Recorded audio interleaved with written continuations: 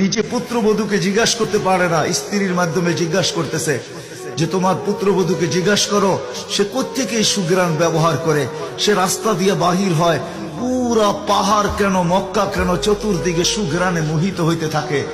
সবাই আমাকে বিরক্ত করতেছে। তো বলতেছে শোনো, আমিও তোমাকে বলবো বলে ভাবছিলাম। আমি না যখনই গোসলখানার থেকে বাহির হয় আর আমি ঢুকি, মনে হয় যেন গোসলখানা কেউ সুগ্রাণ দিয়ে প্যাক করে রাখছে।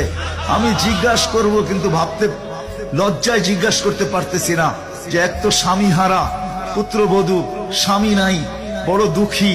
আমি তাকে জিজ্ঞাসা করব তো জিজ্ঞাসা করব কি করে? চলো দুইজনে মিলেই জিজ্ঞাসা করি। আমেনাকে ডাইকা জিজ্ঞাসা করতেছে, বেটি জিজ্ঞাসা করার ছিল না, কিন্তু সমাজে মুখ দেখাইতে পারতেছি না। তোমার এই শরীর থেকে সুগ্রাণ কি করে বাহির হয়? সুগ্রাণ ছড়ায় কি করে? তুমি কোত্থেকে খুশবু আনো, সুগ্রাণ আনো আর লাগাও যে তুমি বাহির হইলে চতুর্দিকে মোহিত হইতে থাকে। তো আমেনা ওইখানে থুতু নিক্ষেপ করে আর বলে, আম্মা শরীর থেকে না, থুতু মারতে দেরি, সুগ্রাণ তুফানের মতো বাহির হইতে দেরি হয় নাই।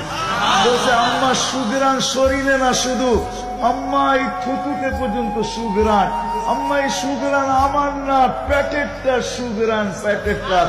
আম্মা বলার ছিলাম না, তোমরা বাধ্য করতেছ। যেদিন পেটে আসছে ওই দিন তো ঘরের দেওয়াল পর্যন্ত আমাকে সালাম দিতেছে, তোমাদের এই ফলনের বাবুর কণা পর্যন্ত আমাকে সালাম দিতেছে। আম্মা আমি বাহির হইতে দেরি, মেঘ উড়া এসে আমাকে ছায়া করতে দেরি করে না। আমি উত্তপ্ত বালুতে পা দিতে দেরি, মা ঠান্ডা হইতে দেরি করে হয় না। মা আমি উত্তপ্ত পাথরে পা দিতে দেরি, মা ঠান্ডা হইতে দেরি হয় না। আমি বাহিরে বসে থাকি, আকাশের তারাগুলা এসাকে আমার সালাম দেয়। মা যেদিন পেটে আসছে ওই দিন 12 জন রসুল এসে আমাকে সালাম দিছে।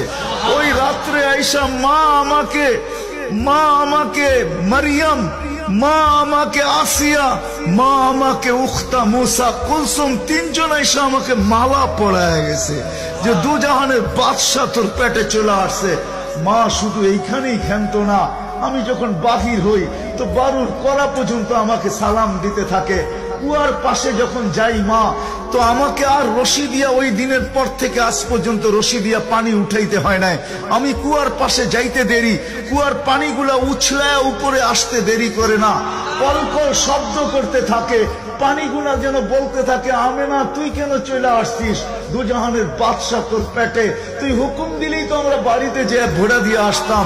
মা মক্কার মেয়েগুলাকে জিজ্ঞেস করো না, আমি কুয়ার পাশে যাইতে দেরি, মা এরা আমার হাতে পায়ে ধরতে দেরি করে না যে ফাতেমা, আমেনা তুই এখান থেকে যাইস না, তুই গেলে কুয়ার পানি নিচে চলে যাবে।